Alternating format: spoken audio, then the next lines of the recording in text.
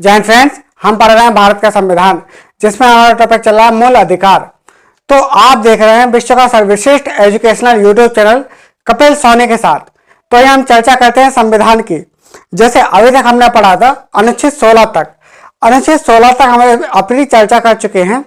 आज हम देखते हैं अनुच्छेद 17 के बारे में। क्या है अनुच्छेद 17 क्या बोलता है?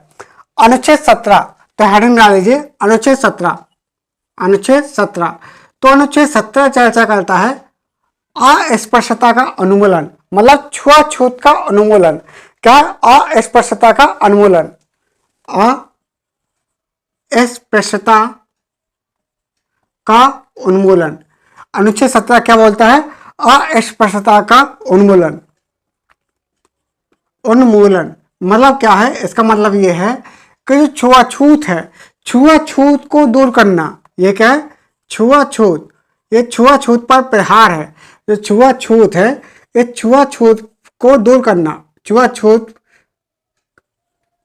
का विरोध करना या उस पर प्रहार है। एक हिसाब से मतलब क्या है? ये छुआछूत पर रोक लगाता है। छुआछूत पर रोक लगाता है, पर रोक मतलब इसका उद्देश्य क्या है? इस अनुच्छेद का उद्देश्य है छुआछूत पर रोक लगाना। इसके लिए ये वाला अनुच्छेद लाया गया।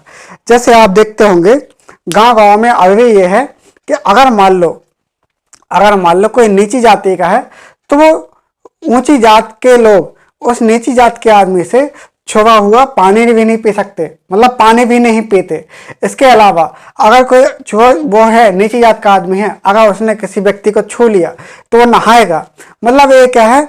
ये छुआछूत की कुछ चीजें थी जो हमारे समाज में विद्यमान थी। जैसे हम इतिहास में भी देखते होंगे।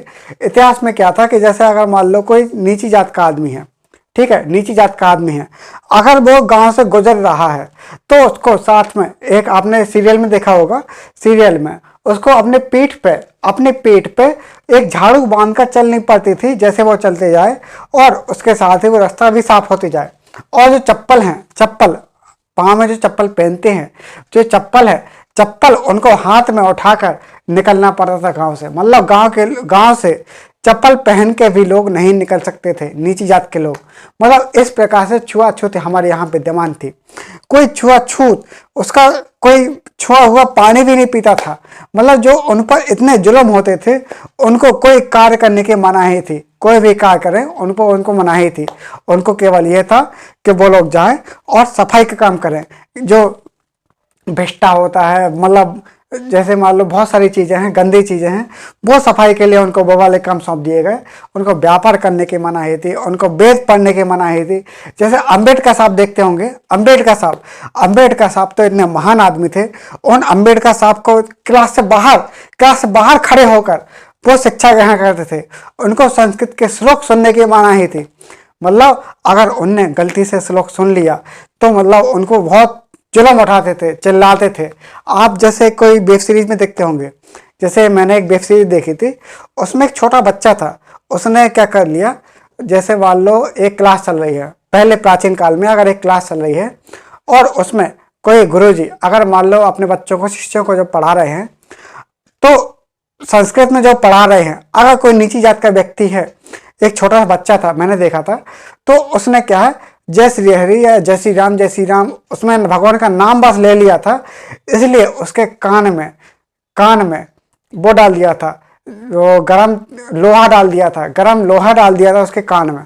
मतलब उसको बहरा कर दिया था, क्योंकि उसने क्या किया था, नहीं, उसमें जीभ काट दी थी, क्योंकि उसने भगवान का नाम लिया था, इसलिए उसके जीभ काट दी। मतलब ऐसी कुरीतियाँ थी। उन कुरीतियों से बचने के लिए, ऐसी बुराइयों से बचने के लिए ये वाला जो अनुच्छेद है, अनुच्छेद 17, इसको लाएगा। अनुच्छेद 17 क्या बोलता है? अनुच्छेद 17 बोलता है अस्पृश्यता का उन्मूलन, मतलब छुआछूत पर रोक लगे। छुआछूत पर रोक लगाने के लिए अनुच्छेद 17 को लाया गया। मतलब आप देखते होंगे अम्बेडकर साहब तो क्लास के बाहर पढ़ते थे, उनको संस्कृत पढ़ने की मनाही थी। उनको तो वहाँ पर अगर मान लो जिस दिन वो स्कूल आते थे और उनका अगर जिस दिन नौकर नहीं आया है और उसको पानी पिलाने के लिए, तो उसको पानी पीने के लिए तरस जाते थे, पानी नहीं पी सकते थे। मतलब इस प्रकार की छुआछूत थी। उस छुआछूत को दूर करने के लिए इस बाल संविधान के अनुच्छेद को लाया गया। अनुच्छेद 17 को यहाँ पर शामिल किया गया ताकि छुआछूत पर रोक लगे। और ये क्या है, निजी लोगों पर अस्पृश्यता के विरुद्ध प्रतिबंध आरोपित करता है। जो अनुच्छेद 17 है, अनुच्छेद 17 क्या बोलता है, जो निजी लोग हैं, जो हमारे जैसे लोग हैं, हमारे जैसे लोगों पर प्रतिबंध आरोपित करता है कि हम छुआछूत पर रोक लगाएं, हम छुआछूत ना फैलाएं, हम अस्पृश्यता को ना फैलाएं। मतलब अस्पृश्यता पर उन्मूलन, मतलब हम छुआछूत ना फैलाएं। छुआछूत, जो नीची जात के लोग हैं उन पर हम छुआछूत ना माने, हम छुआछूत ना माने। इसके लिए अनुच्छेद 17 को लाया गया कि हम छुआछूत से दूर रहें। मतलब ये अनुच्छेद 17 क्या बोलता है, ये निजी लोगों पर प्रतिबंध लगाता है, निजी लोगों पर प्रतिबंध लगाता है, निजी लोगों पर प्रतिबंध लगाता है, लोगों पर प्रतिबंध लगाता है कि हम छुआछूत यानी अस्पृश्यता का उन्मूलन करें। मतलब छुआछूत ना फैलाएं। हम अगर कोई नीची जात का व्यक्ति है उसको नीची दृष्टि से ना देखें, उसको हीन दृष्टि से ना देखें। तो यह अनुच्छेद 17 ऐसा बोलता है। और अनुच्छेद 17 ये बोलता है कि अस्पृश्यता की परिभाषा ऐतिहासिक आधार पर और आर्थिक आधार पर एवं शैक्षणिक आधार पर की जा सकती है। मतलब यहाँ पर यह बोला गया है कि अस्पृश्यता की परिभाषा, जो अस्पृश्यता है, इसकी परिभाषा ऐतिहासिक आधार पर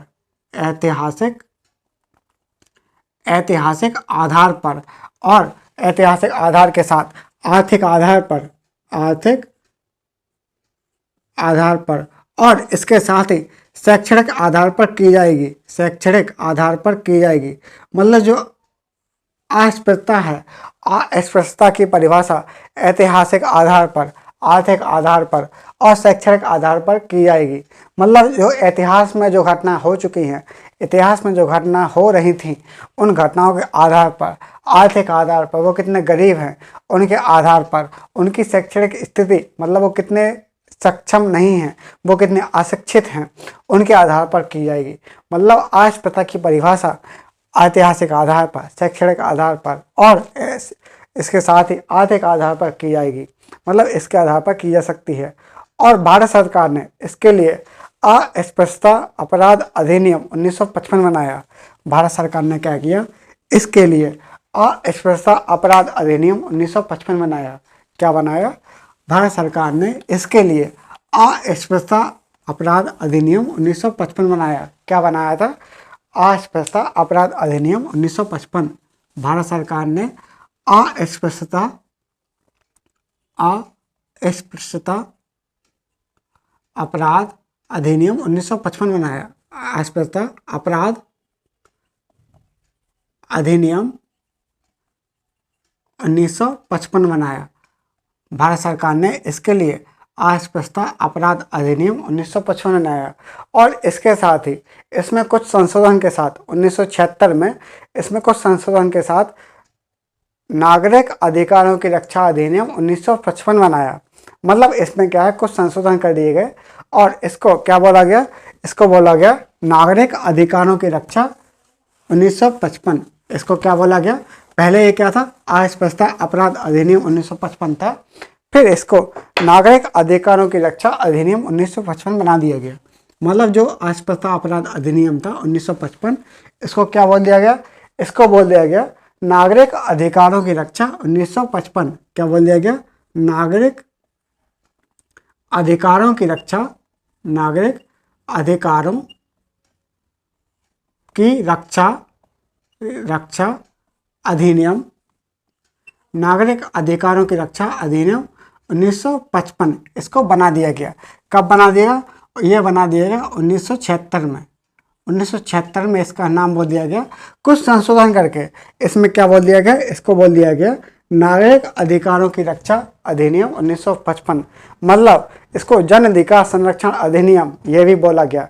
और साथ में यह लागू किया गया और साथ में ये भी कहा गया कि लोक सेवकों के कर्तव्य हैं, उनके कर्तव्य भी निर्धारित किए गए। जो लोक सेवक होते हैं उनके कर्तव्य भी निर्धारित किए गए। और साथ ही ये क्या है, दंड की मात्रा भी बढ़ाई गई।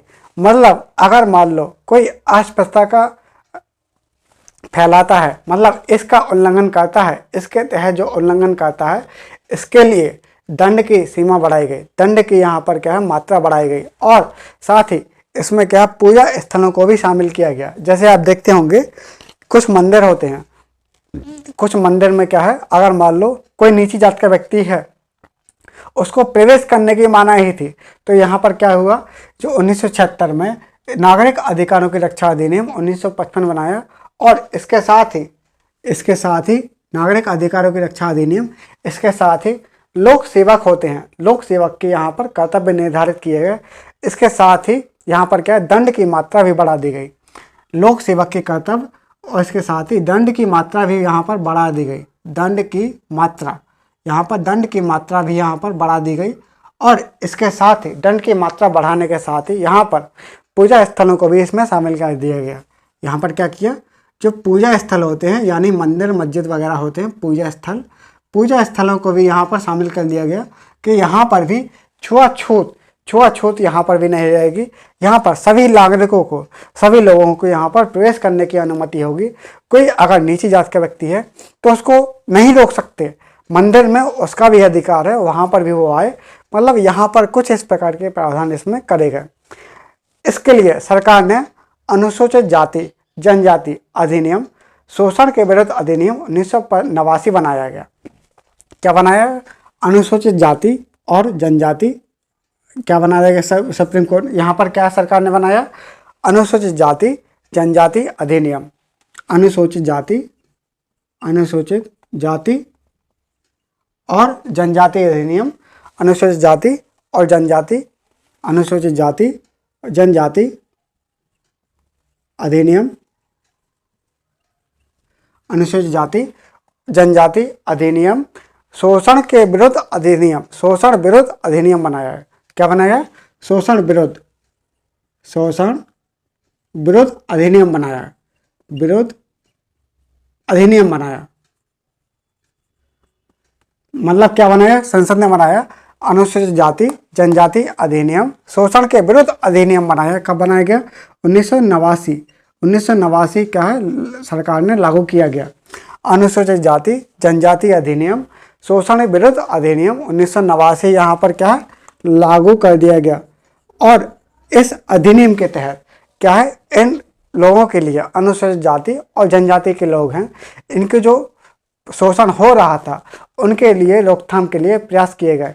और इसके आधार पर, और इसमें बोला गया, इस अनुच्छेद के माध्यम से ये भी बोला गया कि जो अस्पृश्यता के जो है, अस्पृश्यता के संबंध में जो मानसिक और शारीरिक अस्पृश्यता दोनों से है, मतलब जो अस्पृश्यता है इसका संबंध शारीरिक और मानसिक अस्पृश्यता दोनों से है। मतलब जो कि और नहीं होता, जैसे हमने क्या है, अगर मान लो सोच लिया कि ये क्या है छुआछूत वाला है, मान लो कोई नीची जात के व्यक्ति है, तो अगर उसने हमें छू लिया तो हम छूत के हो गए, हम छुतिया हो गए, हम क्या अछूत हो गए, तो मतलब ऐसी बात है। तो ये क्या है, शारीरिक। अगर मन में ही, जैसे अगर मान लो कोई व्यक्ति है वो नीची जात का है, तो हमारे मन में ही घृणा आ जाती है, क्या रे ये कहाँ से आ गया ये छूत का व्यक्ति। तो ये क्या है, शारीरिक और मानसिक दोनों प्रकार की अस्पृश्यता से संबंध है। इसका संबंध शारीरिक और मानसिक दोनों प्रकार की अस्पृश्यता से संबंधित है। मान लो जो अस्पृश्यता है, अस्पृश्यता शारीरिक और मानसिक दोनों प्रकार की अस्पृश्यता से संबंधित है। जो क्या है, शारीरिक और मानसिक, ये क्या है, अस्पृश्यता शारीरिक और मानसिक दोनों प्रकार के छुआछूत यानी अस्पृश्यता से संबंधित है। इसका संबंध क्या है, शारीरिक और मानसिक दोनों प्रकार की अस्पृश्यता से संबंधित है।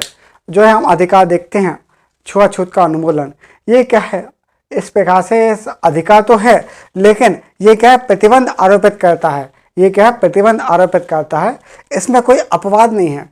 जो अनुच्छेद 17 है इसमें क्या है, कोई अपवाद नहीं है, बल्कि ये क्या है, राज्य की विधियों से इसकी सीमा का निर्धारण होता है। इस अनुच्छेद के माध्यम से क्या है, राज्य की सीमा, राज्य क्या है, राज्य की विधियां हैं, राज्य के बनाए जो कानून हैं उन कानून के माध्यम से सीमा आरोपित की जाती है, उन कानून के माध्यम से सीमा आरोपित की जाती है।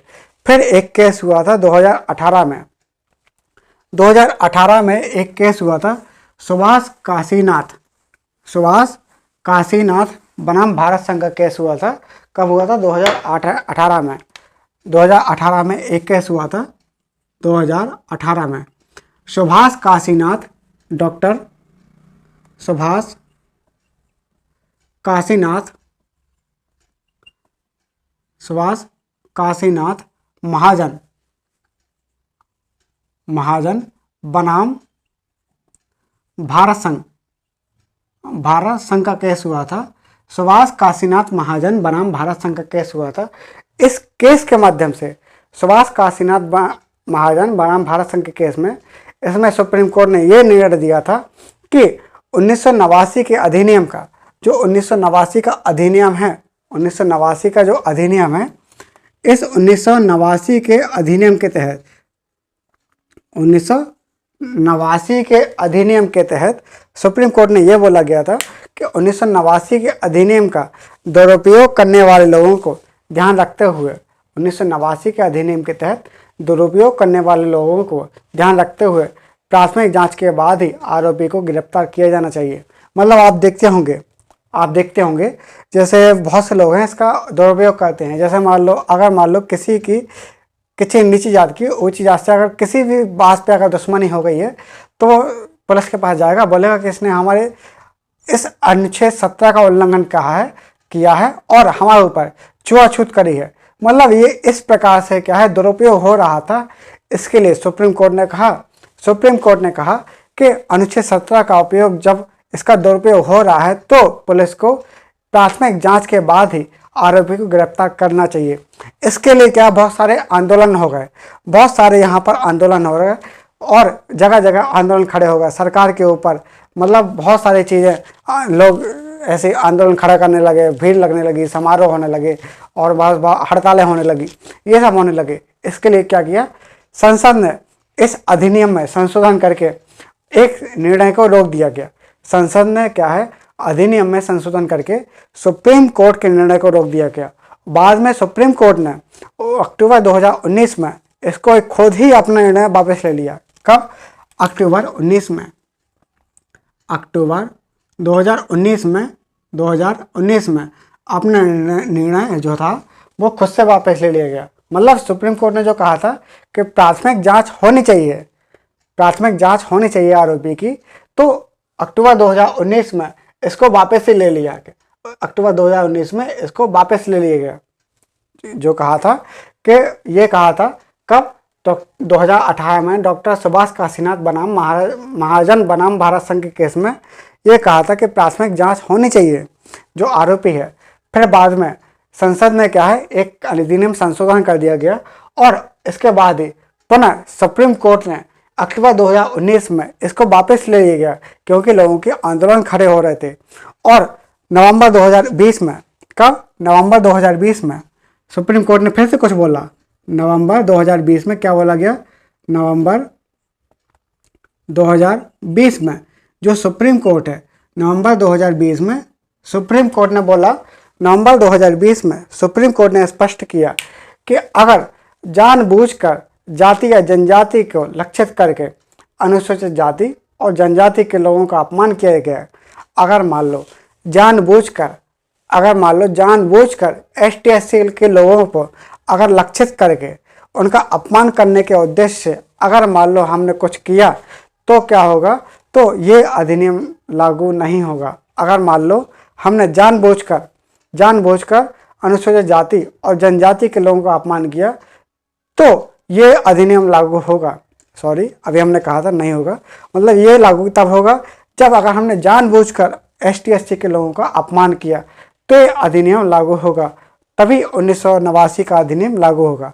अगर हमने जानबूझकर, सुप्रीम कोर्ट ने कहा कि अगर हमने जानबूझकर अगर ST SC के लोगों का, SC और ST के लोगों का यदि अपमान किया तो ही 1989 का अधिनियम ये हमारे ऊपर लागू होगा।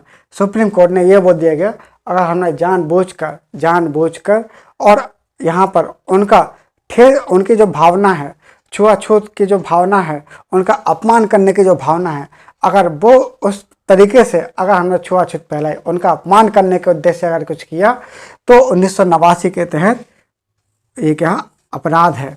1989 के तहत वो क्या अपराध होगा।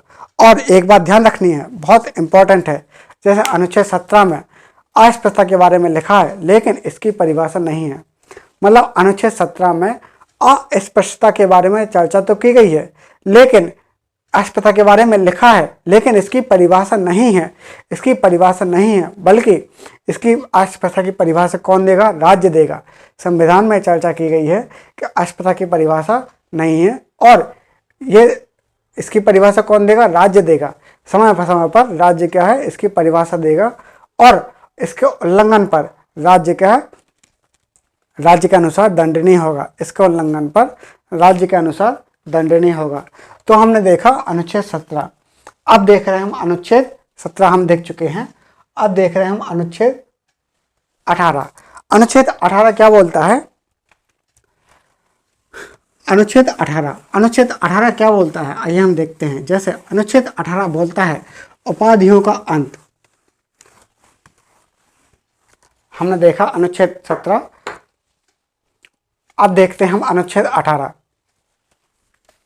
अनुच्छेद 18 तो हम देख रहे हैं अनुच्छेद 18। अनुच्छेद 18 क्या बोलता है? उपाधियों का अंत हो। मतलब जो उपाधि होती हैं, उपाधियों का अंत, उपाधियों का अंत। मतलब ये क्या है? ये समानता पर आधारित है। किस पर आधारित है? समानता पर आधारित है। समानता पर आधारित है। ये क्या है? समानता पर आधारित है। मतलब ये क्या है? ये वाला जो अधिनियम है, ये वाला अधिनियम क्या बोलता है? ये क्या है? एक तो पहली बात ये है कि ये क्या है? समानता पर आधारित है। और ये बोलता है कि जैसे मान लो जो शिक्षा है, शिक्षा और सेना, शिक्षा और सेना संबंधी उपाधि छोड़कर, शिक्षा और सेना संबंधी उपाधि छोड़कर किसी भी नागरिक कोई भी उपाधि धारण नहीं, उपाधि को यूज नहीं कर सकता। मतलब यहाँ पर क्या है? शिक्षा और सेना, इसकी जो उपाधियाँ हैं, जैसे आप देखते होंगे, जैसे मैं क्या है? LLB वकील, ठीक है, LLB कर रहा हूँ। और जैसे मान लो इंजीनियर भी हूँ, तो मैं क्या है? इंजीनियर कपिल सोनी लिख सकता हूँ। ये क्या उपाधि है? शिक्षा के द्वारा। अगर मान लो जैसे कोई व्यक्ति होते हैं, व्यक्ति के आगे डॉक्टर लग जाता है, जैसे मान लो उसने PhD कर ली या MBBS कर ली, तो उसके आगे क्या है? MBBS करने के बाद या PhD करने के बाद वो डॉक्टर लिख सकता है। तो क्या उसने उपाधि अर्जित की है शिक्षा के दम पर। या फिर कोई कर्नल हो गया, कर्नल सूरदेव सिंह जैसे आते हैं। शिक्षा और सेना की उपाधि, यहाँ पर क्या है? शिक्षा और सेना की उपाधि, यहाँ पर इनको छोड़कर कोई भी उपाधि यहाँ पर क्या है? यहाँ पर शिक्षा और सेना की उपाधि यहाँ पर दायरे में नहीं आती है। यहाँ पर क्या है? शिक्षा और सेना, शिक्षा और सेना, शिक्षा प्लस सेना, इनकी उपाधि छोड़कर कोई भी उपाधि यहाँ पर धारण करने के लिए कोई ढिंढोरा नहीं पीट सकता। मतलब यहाँ पर शिक्षा और सेना, इनकी उपाधि को यहाँ पर इसके दायरे से बाहर है। मतलब यहाँ पर क्या? उपाधियों का अंत है। जैसे जो यहाँ पर देखते हैं हम, क्या औपनिवेशिक शासन के पहले या फिर औपनिवेशिक शासन के समय जो उपाधियाँ थी, जैसे महाराजा, राजाधिराज, राजपूत, या फिर हम बोलते हैं ना, जैसे मान लो राज बहादुर, राय साहब, दीवान साहब, ये जो उपाधियां हैं, इन उपाधियों को समाप्त कर एक सभी नागरिक, ताकि समानता स्थापित हो सके, इसके लिए ये चीज़ें यहाँ पर लाई गई, ताकि यहाँ पर समानता की स्थापना हो सके। मतलब यहाँ पर क्या है? ये समानता के उल्लंघन करते हैं, ये समानता के अधिकार का उल्लंघन करते हैं, इसलिए ये चीज़ें लाई गई, ताकि इसलिए ये क्या है? उपाधियों का अंत किया गया ताकि समानता की स्थापना हो सके।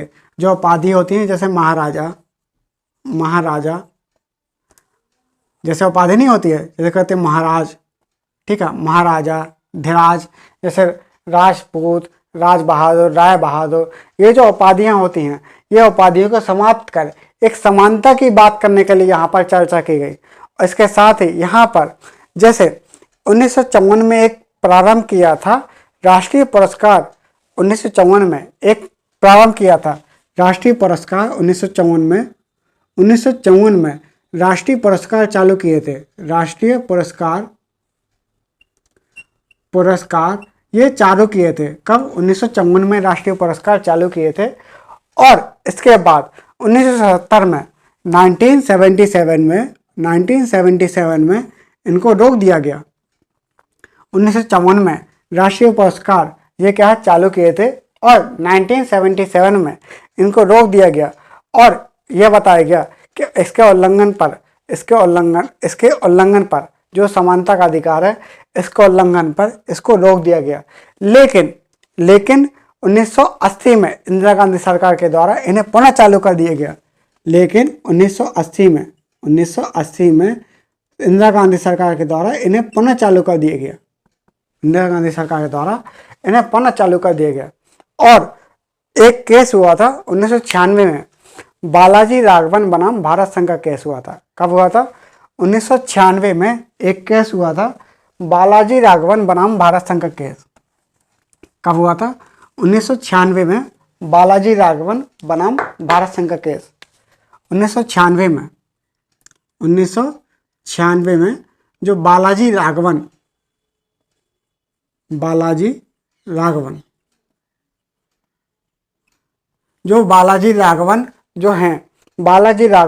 भारत संघ का केस हुआ था। बालाजी राघवन बनाम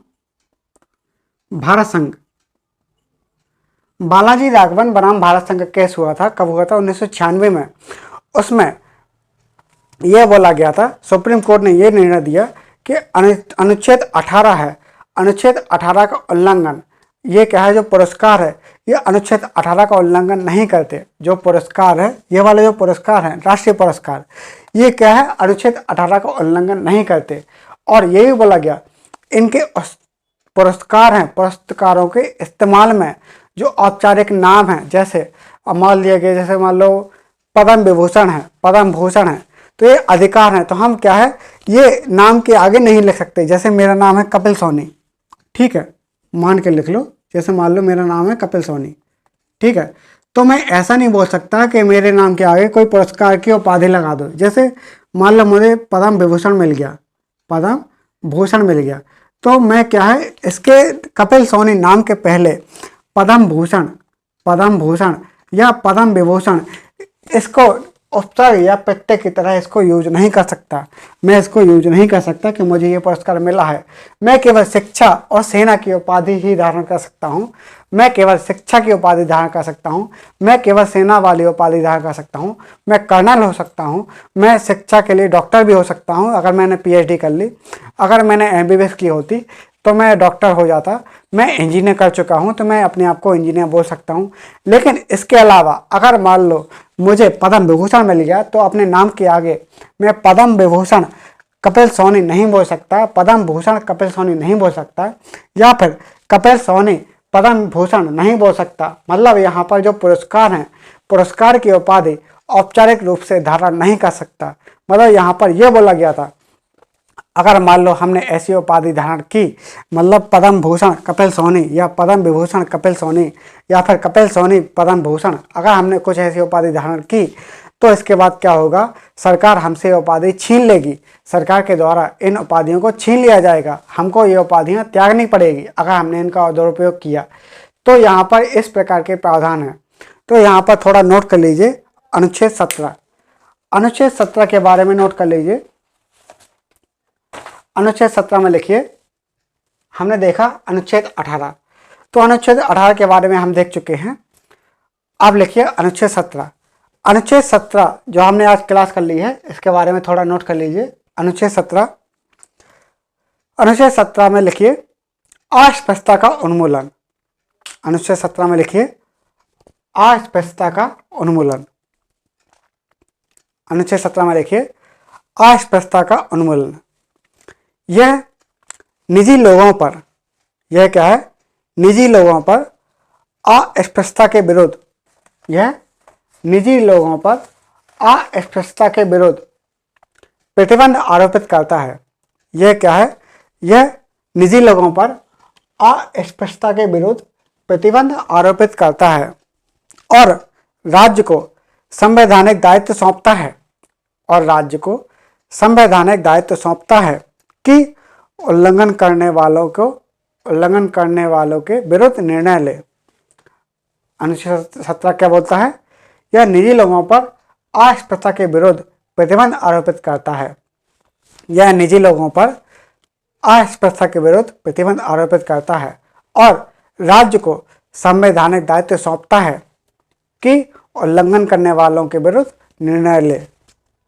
दूसरा लिखिए, अस्पृश्यता की परिभाषा ऐतिहासिक आधार पर। अस्पृश्यता की परिभाषा ऐतिहासिक आधार पर तथा आर्थिक आधार पर एवं शैक्षणिक आधार पर की जा सकेगी। अस्पृश्यता की परिभाषा आर्थिक आधार पर, ऐतिहासिक आधार पर और शैक्षणिक आधार पर की जा सकेगी। भारत सरकार ने, अगला पॉइंट, भारत सरकार ने अस्पृश्यता अपराध अधिनियम 1955 बनाया। क्या बनाया गया? अस्पृश्यता अपराध अधिनियम 1955 बनाया। भारत सरकार ने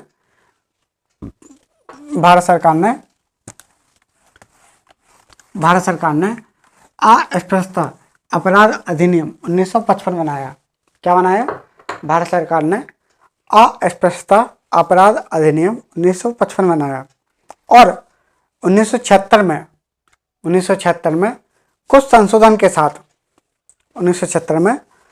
संशोधन के साथ नागरिक अधिकारों की रक्षा अधिनियम 1955 बनाया और 1976 में कुछ संशोधन के साथ नागरिक अधिकारों की रक्षा अधिनियम 1955 बनाया, जिसमें लोक सेवकों के कर्तव्य निर्धारित किए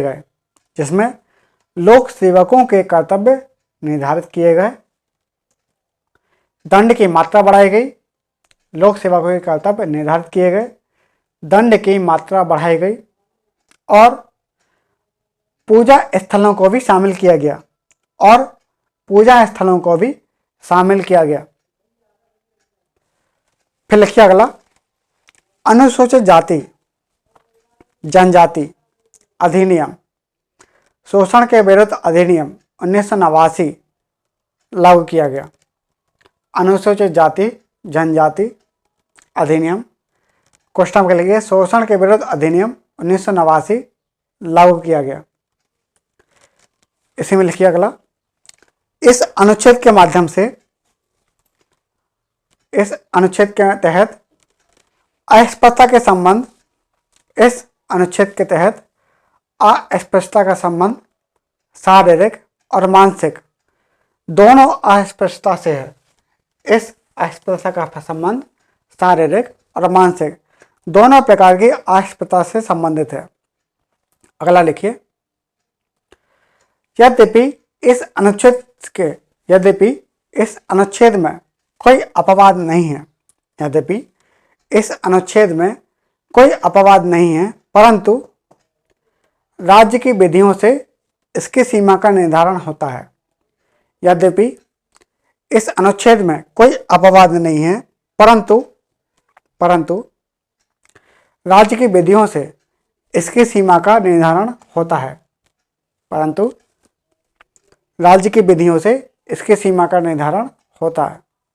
यहाँ तक होगा।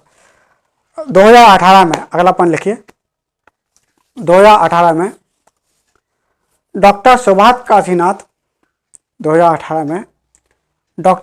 काशीनाथ महाजन बनाम महाराष्ट्र राज्य, डॉक्टर सुभाष काशीनाथ महाजन बनाम महाराष्ट्र राज्य के केस में हमने वहाँ पे भारत संघ बोल दिया था, वो गलत है। यहाँ पर क्या है? महाराष्ट्र राज्य। 2018 में डॉक्टर सुभाष काशीनाथ महाजन बनाम महाराष्ट्र राज्य के केस में सुप्रीम कोर्ट ने, यानी सर्वोच्च न्यायालय ने यह निर्णय दिया कि 1989 के अधिनियम का दुरुपयोग करने वाले लोगों को ध्यान में रखते हुए 1989 का अधिनियम का दुरुपयोग करने वाले लोगों को ध्यान में रखते हुए प्राथमिक जांच के बाद ही आरोपी को गिरफ्तार किया जाना चाहिए। मतलब अगर कोई आरोपी है तो उसकी प्राथमिक जांच होना चाहिए, ये बोल लिया था। फिर इसके बाद अगला पॉइंट लिखिए, संसद ने फिर क्या हुआ, आंदोलन हो गए थे। फिर इसके बाद क्या हुआ, संसद ने अधिनियम में संशोधन करके सुप्रीम कोर्ट के निर्णय को रोक दिया, सर्वोच्च न्यायालय के निर्णय को रोक दिया। बाद में सर्वोच्च न्यायालय ने अक्टूबर 2019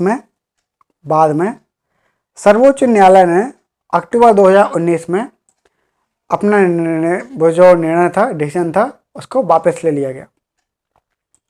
पहला लिखिए, नवंबर 2020 में सर्वोच्च न्यायालय ने यानी सुप्रीम कोर्ट ने यह स्पष्ट किया कि अगर जानबूझकर जाति या जनजाति को लक्षित करके, यदि जानबूझकर किसी जाति या जनजाति को लक्षित करके, अगर जानबूझकर अनुसूचित जाति या जनजाति को लक्षित करके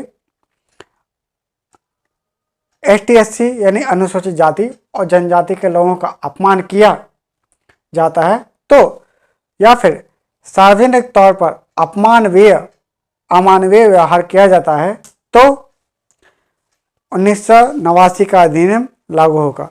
तो ही 1989 का अधिनियम लागू होगा।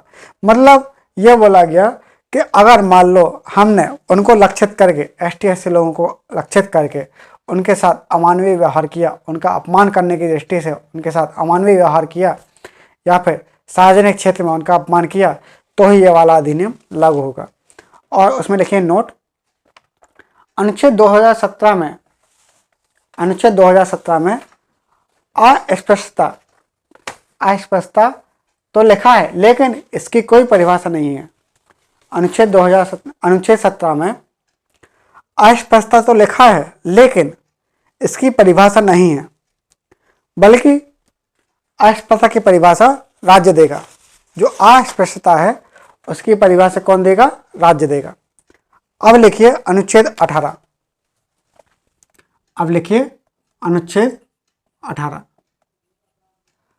अनुच्छेद 18 क्या बोलता है? उपाधियों का अंत। तो यहाँ पे हेडिंग डाल लीजिए, उपाधियों का अंत। पहला लिखिए, यह समानता के सिद्धांत पर आधारित है। यह क्या है? समानता के सिद्धांत पर आधारित है। अनुच्छेद 18 समानता के सिद्धांत पर आधारित है। दूसरा लिखिए पॉइंट, अगला पॉइंट, या फिर उसमें थोड़ा अगर लिखना हो तो लिख लीजिए कोष्टक में। समानता के सिद्धांत मतलब कैसे? औपनिवेशिक शासन के समय या उसके पहले, औपनिवेशिक शासन के समय या उसके पहले, मतलब जो अंग्रेज लोग हमारे ऊपर जो राज कर रहे थे उस समय या उसके पहले दिए जाने वाले वंशानुगत पद जैसे महाराजा, राय बहादुर, दीवान साहब आदि को समाप्त किया गया, क्योंकि ये राज्य के समक्ष समानता के अधिकार के विरुद्ध थे। मतलब औपनिवेशिक शासन के समय या उसके पहले जो उपाधियां थीं, जैसे राजा, महाराजा, ठीक है, राजाधिराज, ठीक है, राय बहादुर, राज बहादुर, दीवान साहब, जो उपाधियां थी इनको समाप्त किया गया, क्योंकि ये क्या है? राज्य के समक्ष समानता के अधिकार के विरुद्ध थे। अगला पॉइंट लिखिए, सेकंड पॉइंट, सैन्य और शिक्षा संबंधी उपाधियां इसके दायरे में नहीं आती। सैन्य और शिक्षा संबंधी उपाधियां इसके दायरे में नहीं आती। अगला लिखिए, भारतीय नागरिक विदेश से कोई उपाधि प्राप्त नहीं कर सकता। जो भारतीय नागरिक है विदेश से कोई उपाधि धारित या फिर कोई उपाधि ग्रहण नहीं कर सकता। और यदि कोई व्यक्ति ऐसा करता है, यदि कोई व्यक्ति ऐसा जो भारत में लाभ या विश्वास के पद पर है लेकिन भारत का नागरिक नहीं है, अगर मान लो कोई व्यक्ति है भारत में है लाभ के पद पर, या फिर कोई सर्विस में है लाभ के पद पर है, कोई सेवा प्राप्त कर रहा है, तो भारत में राष्ट्रपति के अनुमति के बिना वो किसी अन्य राज्य से, किसी अन्य देश से उपाधि ग्रहण नहीं करेगा। अगर वो भले विदेशी है, लेकिन वो क्या है, राष्ट्रपति की अनुमति के बिना भारत में अगर मान लो कोई सेवा में या लाभ के पद पर है, तो वो किसी अन्य देश से उपाधि तभी ग्रहण कर पाएगा जब उसको राष्ट्रपति की अनुमति मिलेगी। ठीक है, अब लिखिए अगला पॉइंट। 1954 में प्रारंभ किया गया, 1954 में प्रारंभ किया गया राष्ट्रीय पुरस्कार,